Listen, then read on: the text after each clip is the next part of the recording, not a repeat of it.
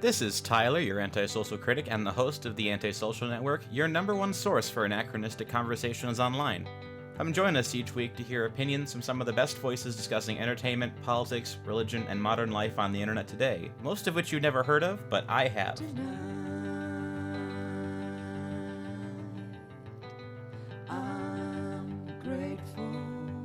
This week we are joined by Professor Louis Markos, who is a professor of English at Houston Baptist University, where he writes books and teaches on subjects as wide as classical philosophy, theology, romantic poetry, classical literature, Tolkien, Lewis. He's a man after my own heart. How's it going today?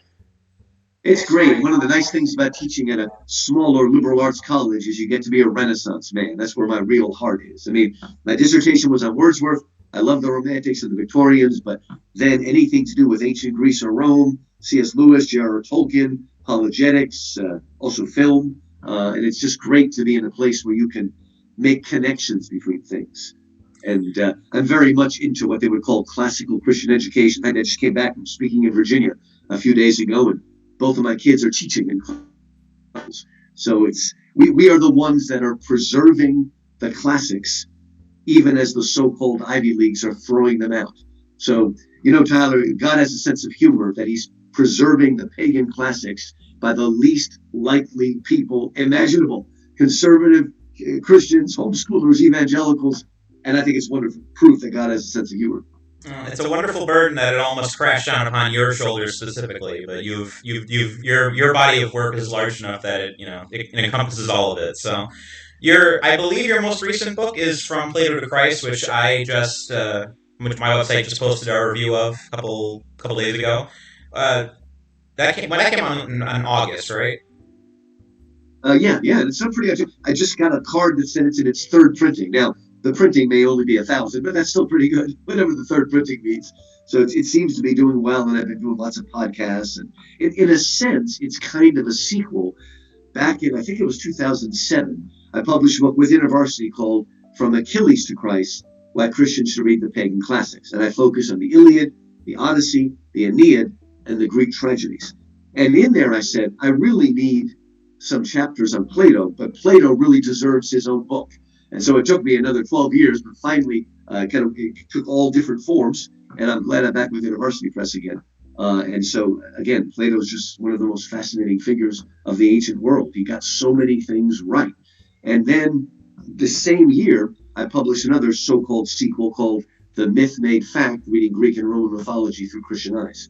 So it's this whole idea that goes back to C.S. Lewis and Tolkien, and also Chesterton, that Jesus is a true myth, right? That we can actually learn from these myths. They point towards the special or fulfilled revelation of Christ, because God has put in all of us a desire for him, right? He has written eternity in the hearts of men. We all long for God. Now, the pre-Christians who didn't have access to special revelation, to the Old Testament and the prophets, they just had to go with what's called general revelation, with reason and conscience and creation. But because that yearning was put in them, it allowed them to look forward and offer what are sometimes almost pagan prophecies of Christ. They didn't know they were doing that, but they were doing it. And that's part of the point of my myth book and my Plato book. You brought up From Achilles to Christ. The book that I kind of compared it to when I wrote about it was Mortimer J. Adler's Aristotle's for Everyone, where it felt like a very kind of useful way to break down all of Plato's ideas. But I feel like if I actually, when I get around to actually digging through the Republic, these ideas are just they're so endlessly complex, and the implications are challenging that I appreciate just being able to have like a base text to kind of being able to jump right into it, because there's so much to ancient philosophers in their vision of the world and the implications behind their vision that it's not easy to just pick up a copy of the Symposium and necessarily just understand it the first time you read it. It is good. It's good to get a whole sense, and it's amazing how many dialogues we have from Plato. And of course, we have a lot of books from Aristotle as well. I guess someday I'll have to write an Aristotle book, but I'm more a Platonist than an Aristotelian at heart, though I look to Aristotle, as C.S. Lewis did, whenever we're talking about morality or ethics. In some ways, Aristotle, I think, understood that even better than Plato. Because, Tyler, if there's one big mistake Plato made, he think people debate this, but he seemed to think that knowledge is virtue. In other words, if you knew it, you would do it right, which of course is foolish. Aristotle understood the only thing that makes it wrong and a sin, if you will, is that you knew it and you still broke it, right? So oddly enough, when it comes to that ethical side, Aristotle was a little bit closer to Christianity, and certainly Thomas Aquinas picked up on that when he talks about ethics and morality. But Plato and Aristotle are not as different as people like to say. They want to, pretend like Plato's the metaphysical one and Aristotle only cares about this world. And that's really an oversimplification. The difference is that for Plato, the forms, right, the ideas, the things is up there in the world of being. What Aristotle does is take it and move it inside. So whether we're moving from up to down, as we do in Plato, or from the center to the margin, as we do in Aristotle, there's still the belief that there are essential things, right? That there are real ideas behind our words. And for Aristotle, everybody has a telos, a purposeful end that allows us to understand its purpose and why it's there. Now, again, I love Plato. It's really funny, Tyler, because Plato's the one who supposedly kicked the poets out of the Republic, whereas Aristotle wrote a great book called the Poetics, where he celebrates it. And yet Plato is the great poet. He's one of the greatest literary writers who ever lived. Now, to be fair, as far as we know, we don't have anything Aristotle wrote. We only have the notes that his students took. So that may be why they come across as rather choppy. And I want to have students like that. I mean, come on, they took such good notes that we've got everything there. Well, let's dig a little more into Plato specifically. I know a lot of you know people of various political ideologies, whether they be conservative or objectivist or atheists or even some Christians who tend to look very harshly upon Plato nowadays because they tend to see his idealism and his metaphysics as a kind of precursor to everything that's bad that's happened in the last, especially the last century, but really the last several centuries is as utopian ideas have really taken over, and really are a lot of the materialistic worldviews have become more metaphysical. Could you describe what you think the positive benefits of Plato's philosophy are in that regard, and if you think that and do you think that they are negatively applied nowadays? I tell you, one of the reasons I felt the need to write this book was particularly within the Christian and particularly evangelical community, because it used to be the sort of liberal mainline Christians. Whenever they saw something in the Bible they didn't like, they just blamed it on St. Paul. Well, that's St. Paul. He's a sexist, homophobe, racist, whatever. But I find that a lot of these sort of neoconservatives, if they see something they don't like in the Bible, they blame it on Plato, right? And they don't like hierarchy, and yet hierarchy is in Plato and it's in the Bible. They don't like Plato has standards: goodness with a capital G, and truth with a capital T, and beauty with a capital B. And even a lot of Christians today who say they believe in absolute goodness and absolute truth, if you mention absolute beauty, they'll run off. That's just your opinion. You're an elitist and stuff like that. And so I think we need Plato to ground us again, to understand that we can grow spiritually. This is something I discovered after many years being a Lewis writer. I get published in all different kinds of journals: evangelical, Catholic, Orthodox, everything. And I noticed something after many years, that usually I'm pretty traditional. So I'll say St. Paul or St. Augustine. And I noticed if it was, Anglican or Catholic, they would keep it. But a lot of times if it was a fellow Baptist, they would change it from St. Paul to the Apostle Paul, and St. Augustine to Augustine of Hippo. Now, as you know, it is of course true that in the New Testament, it does say that we are all saints, right? But I really think that there is, especially amongst evangelicals, this sense of, oh, you think you're better than me? You think you're a saint? You think you're better than me? We need Plato to remind us, yeah, there are people that are more spiritual than you are. Just like there are people that are better at you in music, or better at you in sports, or better at math, or better at literature, there are going to be people who are more spiritual. And anyway, Tyler, Baptists do have saints. We call them Wycliffe Bible translators, okay? Missionaries are our saints. Those are the people we sort of worship as higher in the Christian hierarchy. So we need Plato to remind us that, yes, we are saved by grace, but we are here to grow. My original title for the book was From Plato to Christ, Ascending the Rising Path. And it's all about growing spiritually, not just salvation, but sanctification. And Plato's wonderful because he shows us how we can grow intellectually, emotionally, spiritually, coming away from the shifting shadows of the world that confuse us and try to look upon that which is good and true and beautiful. In the Middle Ages, particularly in someone like Aquinas, they spoke of the beatific vision of the good, the true, and the beautiful. Now, the difference is, of course, for Plato, the good, true, and beautiful are more abstract ideas. For a Christian, what we're contemplating is the triune God. It's a personal triune God. But still, Plato directs the way. Let us out of the illusions. Let us come out of the cave. But notice this is wonderful. He's not some elite guy up in his garret in Paris, right? He says that the philosopher who escapes from the cave and comes out and looks upon that which is really real and truly true, he would love to just stay out there and spend all of his life contemplating. But no, he's supposed to go back into the cave and help open the eyes of others. So Plato is, I mean, yes, it's the life of contemplation that's the best. Actually, Aristotle also says the life of contemplation is the best in Nicomachean Ethics. But Plato also has a practical aspect of come back in and help lead others out, help open their eyes as well. So there's a lot from Plato we can learn. We can also learn about justice, right? And learn about the nature of the soul. And there's just a lot there that we can learn from today. I think we need to learn from today. Before we get too far into the weeds on this, can you provide? Is there a simple way to boil down Plato's core philosophy in a way that my listeners will understand if they aren't familiar with his books? I think the easiest way is, okay, remember, Plato's coming out of Socrates, right? There's Socrates. Socrates didn't write anything down. Plato's the one who wrote it down. And we actually have a little bit from Xenophon and others. And in my book, I talked about the early dialogues of Plato. To me, that's more purely Socratic. But as we get into the great middle dialogues for which he is most famous, the Republic, the Symposium, the Gorgias, the Phaedo, the Phaedrus, all of these are the really great ones. I think Plato is coming into his own.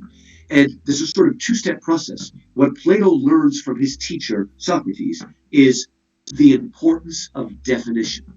We need to move beyond the slippery shadows, trying to find out what is virtue, what is justice with a capital J, or beauty with a capital B, or goodness with a capital B. What are these things?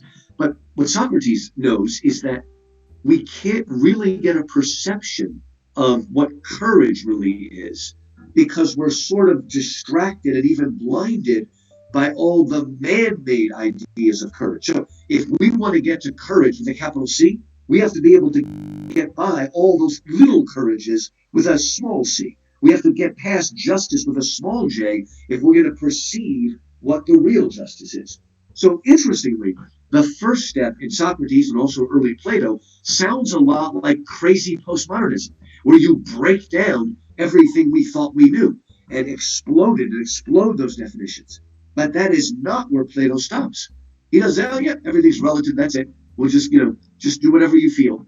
No, once we've wiped the chalkboard clean, now it's time to seek after what real justice and truth and beauty and friendship, all the different things he talks about, courage, justice. And his idea is that behind our words and our ideas are things. Our words are not just arbitrary. Yes, we have different languages, okay? But of course, the Bible says that not only are we fallen and nature is fallen, but the Bible says that language is fallen as well. That's the story of the Tower of Babel. So, yes, there's shifting shadows. Of course, there's lots of different languages. But if we keep studying and sort of cleansing our mind, the whole point is, can we move out of the shadows to perceive that which is real? And that's the education of the philosopher, which is actually very similar to the education of the lover. We are moving closer and closer to love with a capital L, to love in itself. what it is. And so, in many ways, that's the goal of Plato, to arrive at real definitions of real things, and then we'll have a standard. Now, why is the philosopher make the best king, what we call the philosopher king? Because if you're going to be a great king, you have to rule your people justly. But how can you rule your people justly unless you know what justice is? Not justice in one corner of Athens or in Thebes or in Sparta or in Corinth, but what is justice with a capital J? And so only the philosopher who knows the standard, the measuring stick, what we call a touchstone, only that person can rule properly. And guess what? A lot of people think that the Republic is just a fantasy and could never be true. But actually, I would argue that the Republic was lived out through most of the Middle Ages. Why? You had those who worked, and you had those who fought, and you had those who prayed. And guess what? All right, in the Middle Ages, we do have the princes, and we do have the Holy Roman Empire. But the real hero of society, the center of society that most people are looking up to, are the bishops and the priests and the monks and the friars and the nuns.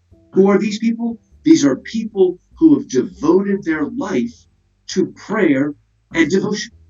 And in the Middle Ages, those are the people that in some ways are the real leaders. Most people didn't know anything about the Holy Roman Emperor out there in Rome, right? And so what I'm getting at is that Plato actually did have a profound influence in much of history. And of course, the Middle Ages is what created Europe. The Catholic Church and Europe are a creation of that. And that's still influencing us today. What about the other side that I was talking about? Do you think that there's anything that his ideas can be wrongly applied? I mean, do you think that they're wrong that the implicit utopianism that's under some of his ideas is seen in something like Marxism or other bad political ideologies we see today, like postmodernism? I think so. And there was a guy, what's his name, Karl Popper, who talked about the critics of the open society and attacked the republic. But one of the things we need to understand about the republic, and remember, it was the medievals who invented the separation of church and state. They were put together in the Renaissance in the 17th century. That was really, we can't blame that on the medievals. But I just lost my mind. I just ask me the question again. I just had a brain freeze. How can Platonism be misapplied? Yeah. So okay, when you read the Republic, right? It's not really primarily about making a perfect utopian state. It's about to figure out what justice is, and specifically, what is justice in the soul. Now, the trouble with the soul is you can't see it, smell it, hear it, taste it, touch it.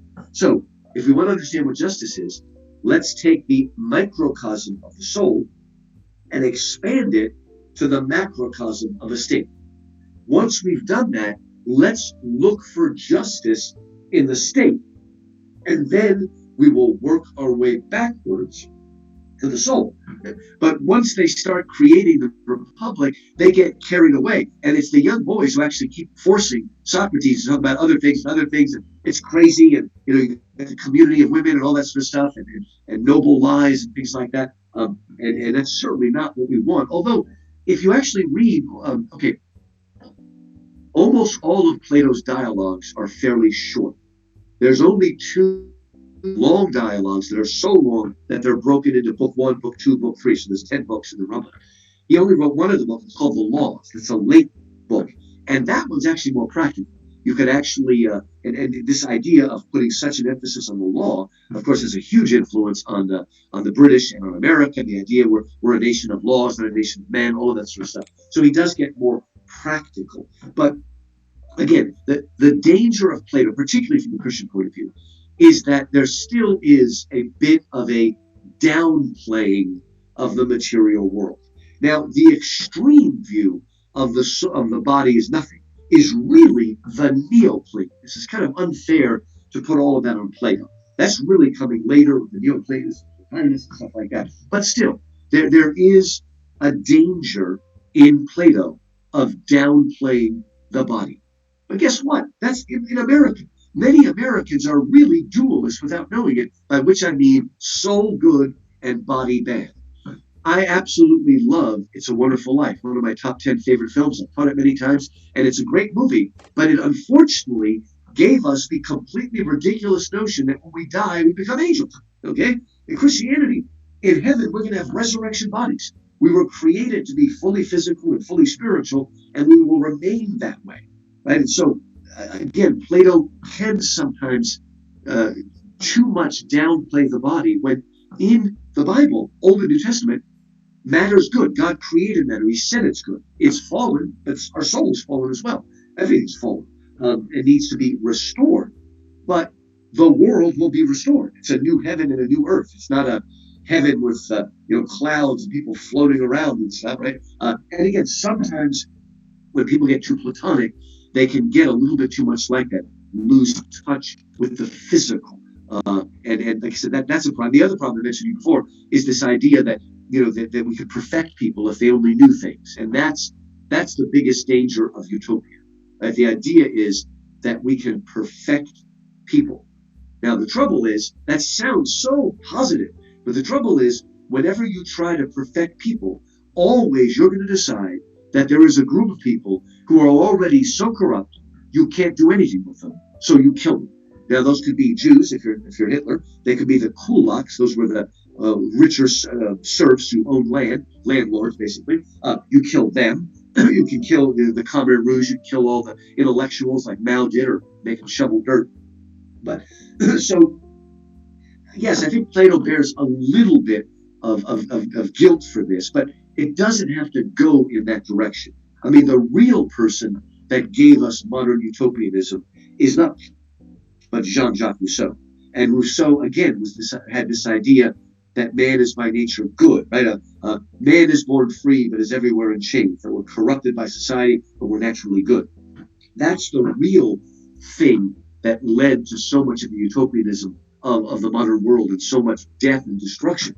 And it's still happening. People just don't stop and read it. But I guess what I'm saying is Plato can lean in that direction, but he doesn't have to.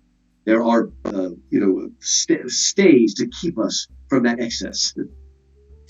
I mean, like we've talked about, there's a lot of modern bleed through between Plato and the Neoplatonists and Christianity and every idea that's ever taken any idea out of Plato. But Plato's ideas precede all of this, and especially with the Christianities in particular, because you said a lot of his ideas are kind of proto-Christian in some regard. That they're their fullest degree that a human being could come to general revelation without some sort of revelation from God. How does someone like how does even a society like ancient Greece kind of create minds like this? Like, where do these ideas come from? Are these just ideas that have been were broiling from the pre-Bronze Age that just kind of came to their full fruition with these minds, or are these ideas that these that Plato just came up with one day? Are these how do you come up with something like this, like It's an advanced? interesting question. It takes a few things. First, it takes a society that is rich enough that people can have leisure, right? So they're not spending all of their day trying to make enough food to eat. That's why, okay, the greatest painting comes from Italy and from France, but also the greatest paintings come from the Netherlands. Now, the Netherlands is a place with no sun. Why the heck are great painters? But that's because they pretty much invented modern capitalism, and so you had these upper middle class people who had money that they could, hire painters. And so sometimes it is. I'm not saying I'm a Marxist here. It's not economic created them, but it allows for the kind of leisure that will allow that. The other thing, though, is that every time we look at it, that the Mediterranean world, especially the Aegean world, was very, very fluid. And actually, some of the early ideas did not start in Athens, but they started along the coast of Western Turkey today, and also along the coast of Italy and along the coast of Sicily, where there were so many new ideas around, and there's a fervent of ideas, Thales and all these people. And so we come down to Plato. We get people. Here's the best way to put it, maybe. Okay, the Pythagorean theorem, right? A squared plus b squared equals c squared. Well, we're pretty sure now that the Egyptians already knew about it, right? If you've got 3, 4, 5, you're going to get a perfect right angle. They knew that, and they needed that to build. But then why don't we say that they invented the Pythagorean theorem? Are we being ethnocentric? Well, no. The Egyptians were doing it very practically. They were thinking. But along comes Pythagoras, and he starts thinking about thinking. Right? He starts to say, wait a minute, maybe it's not just this little string, 3, 4, 5. Maybe in any triangle, maybe the triangle between a star and the sun and the moon, or an invisible triangle that you can't see. In every single one of those triangles, the sum, the square of the sum of the two sides is equal to the square of the hypotenuse. And so, what's happening around Greece and eventually cementing itself in Athens is a new kind of ferment of thinking about thinking. Now, the other important thing that Socrates did and that Plato is you did have the people that were thinking in terms of metaphysics. And then you had other people that were thinking in terms of ethics. But they didn't go together. Socrates and then Plato brings them together. So you can bring together a supernatural view of the world with also a more practical view of the world. And they really come together in Socrates, they come together in Athens. I mean, in the same way, the two great early cultures out of which the West was born are the Jews and the Greeks. And both the Jews and the Greeks had a miraculous moment out of which they were born. Jews, it's the crossing of the Red Sea and coming out of Egypt, the miraculous. For the Greeks, it was defeating the Persians. I mean, how could you possibly defeat Xerxes? They were huge, right? And yet they did it. The Battle of Thermopylae. And we just celebrated the 2500th anniversary of Thermopylae and Salamis just a few years ago. And that's what set the way. And then people start to think and dream. And then there's public works. You get patrons of the arts that allow us to start exploring and move beyond mere subsistence. Remember, God gave the Jews the Sabbath not to punish them, but to free them. Right? Jews had an early culture because they had a Sabbath. If you're always working, you really don't have much culture. You need the leisure. That great book by a guy named Joseph Pieper called Leisure as the Basis of Culture. P-E-I-P-E-R. Joseph Piper, or Pieper, I-E, actually, wrote about this. And it was that leisure that I think allowed the Greeks to start thinking about thinking. Well, there you go. I mean, I guess kind of dragging that back into the more recent stuff, to more recent thinkers. I mean, you start getting ideas like Christian Platonism with people like Samuel Coleridge and C.S. Lewis. How does Platonism get retroactively kind of inserted back into Christianity at that point? I mean, obviously it had a huge influence going back for, as far as Augustine and Origen and all of the original church fathers. But how is it kind of resurged in the past few hundred years with these poets and thinkers? How does it get applied? That's interesting. Yeah, it is an interesting question because as you move into the Enlightenment, and C.S. Lewis was right, he said the Renaissance never happened, by which he meant the real change in European and American thought did not come with the Renaissance, it came with the Enlightenment, the age of reason. And with the age of reason, we start, here's a fancy way to put it, what the Enlightenment did is it refounded everything on material, physical, natural processes. So no longer is reality a top-down affair, as it is for Plato and for the Bible. It is now a bottom-up affair. And so they are trying to seek after pure reason, but separating it from metaphysics. Right? But then the Enlightenment produces its first criticism, and that's the Romantic poets, as you mentioned. Wordsworth, Coleridge, Blake, Byron, Shelley, Keats, all of that. And they're starting to say, wait, let's look at this again. Life is more than merely the physical. There is a spiritual aspect. We need to move beyond. And nature itself is not just a dead object, as it became in the Enlightenment. You think of the Newtonian universe, clockwork universe. No, it's actually filled with wonder and joy. And so once again, a sort of metaphysical reality is coming back in. And Plato helps us to, well, Plato's motto, coming from Socrates, coming from the Oracle of Delphi, know thyself. You see it. Or, as Socrates put it, the unexamined life is not worth living. And we need to do that. So it does come back. And then, more Christian Platonists would be somebody like, well, Milton was before that. But later on, you get someone like Chesterton, you get Lewis, you get Tolkien, and folks that are trying to bring back a multi-dimensional world, to stop limiting ourselves to just this world. We're trying to reintegrate the downstairs and the upstairs, as Francis Schaeffer said. We're trying to, because what happened in the Enlightenment today is often called the facts values split. And on one side is facts and all that sort of stuff, and that's the downstairs. And we have reason, but we don't really have free will. And if we want to have free will, we have to jump up into the metaphysical realm. But once we do that, we have to give up on all reason and propositions and statements of truth, and everything's just subjective.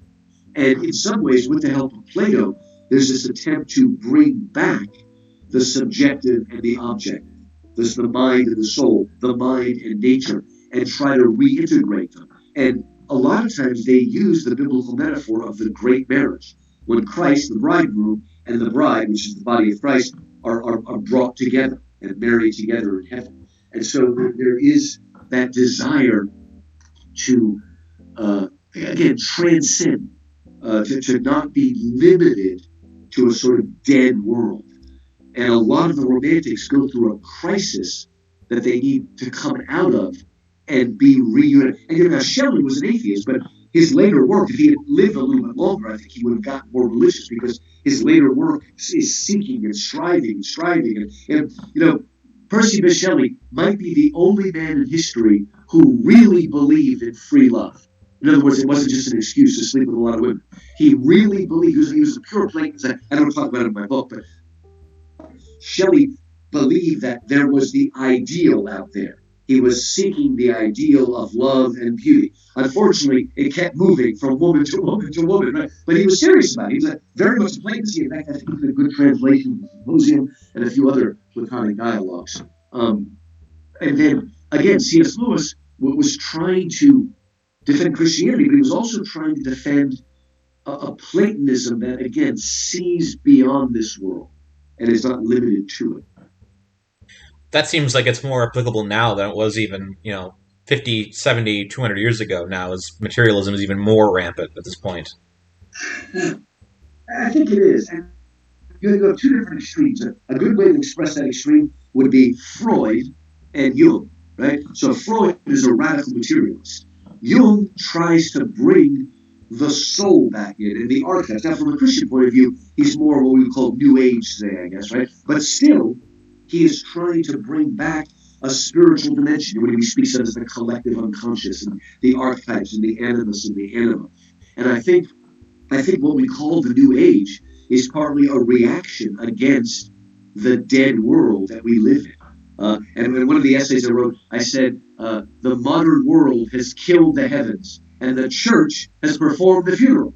Because oftentimes, a lot of Christians, especially evangelicals, are modernists without knowing it. And I'll give you a good example of this. Is I know so many, let's say, Baptists and Presbyterians who believe literally in every miracle in the Bible. But when a miracle happens today, they're super skeptical. And we're supposed to use our discernment, not believe in anything. But it's what I'm saying is that we're more modernist than we sometimes think. And Plato can open, there's a great line in The Last Battle when they realize that Narnia is not gone, but they're moving to a more real Narnia, more real, all that, like the new heavens and earth. And the professor says, it's all in Plato, it's all in Plato. What do they teach these children today? It's wonderful. So I guess just to kind of wrap up the conversation, how would you recommend people who want to dig more into Plato, dig into this, and other than the obvious answer of buying your book, like where should they start with his books? What are the easiest ones to kind of get a grasp on? Are there any good secondary sources you recommend for understanding him? Where do you start? One person who's was old was A.J. Taylor. And he was actually a Christian thinker. You don't hear that a lot. And he's got books on Plato and Aristotle that are very direct. The other person that's always the go-to person to understand these things is Peter Kreeft, Kreeft. Does wonderful stuff where he has Socrates dialoguing with all these different famous thinkers and whatnot. But I tell you, after you read my book, go ahead and try to read the original things. They're not as hard as you think. Dig into the Symposium. Start reading the Republic. Sometimes the books about Plato are harder to understand than Plato himself.